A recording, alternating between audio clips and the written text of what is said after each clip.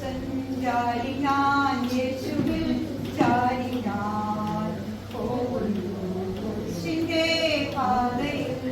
അതൊക്കെ ഇരിക്കട്ടെ, ചേച്ചിയുടെ കുടുംബത്തെ പറ്റി ഒന്ന് പറയാമോ?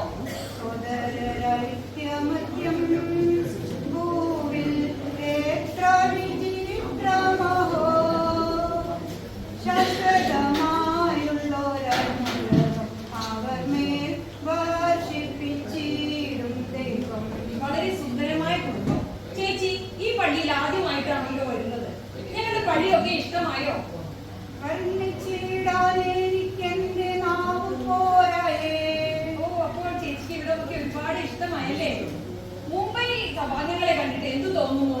പരദേശികൾ നാം ഭാഗ്യശാലികൾ, ഇതുപോലൊരു ജാതിയുണ്ടോ?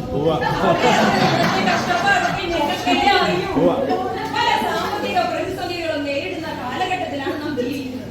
എന്തെങ്കിലും പ്രതിസന്ധികൾ വന്നാൽ ചേച്ചി എന്ത് ചെയ്യും? പരീക്ഷന്റെ ദൈവം അനുഗ്രഹിച്ചാൽ പരിഹാരം എനിക്കായി നൽകിയിട്ടുണ്ട്.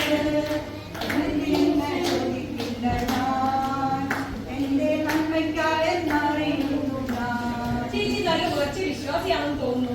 പുതിയ തലമുറയ്ക്ക് എന്തെങ്കിലും ഉപദേശം കൊടുക്കാനുണ്ടോ? ഉണർന്നിടുക വേഗം സോദരരെ, ഒരുങ്ങിയിടുക വേഗം.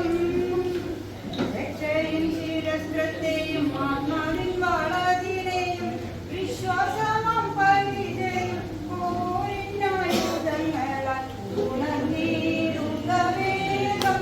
താങ്ക് യു ചേച്ചി. ആട്ടെ, ചേച്ചി വിശുദ്ധനാട് സന്ദർശിക്കാൻ പോകുന്ന വഴിയാണ് ഞങ്ങളുടെ ഇടവകയെ സന്ദർശിക്കുന്നത് കേട്ടല്ലോ. ഇസ്രായേൽ പലസ്തീൻ യുദ്ധം നടക്കുന്ന ഈ സാഹചര്യത്തിൽ ചേച്ചിക്ക് പേടിയൊന്നും തോന്നുന്നില്ലേ? സിയോൻ യാത്രയതിൽ മനമേ ഭയമൊന്നും പേടിനിയും. അബ്രഹാമിൻ ദൈവം, ഇസ്ഹാക്കിൻ ദൈവം, യാക്കോബിൻ ദൈവം എന്നും കൂടെയുള്ളതാൽ. വളരെ കാലത്ത് ചേച്ചിയുടെ ആഗ്രഹമായിരുന്നല്ലോ ഈ യാത്ര. ഈ യാത്രയിൽ ചേച്ചിയെ ദൈവം വഴി നടത്തട്ടെ. പാട്ടിന്റെ ലോകത്ത്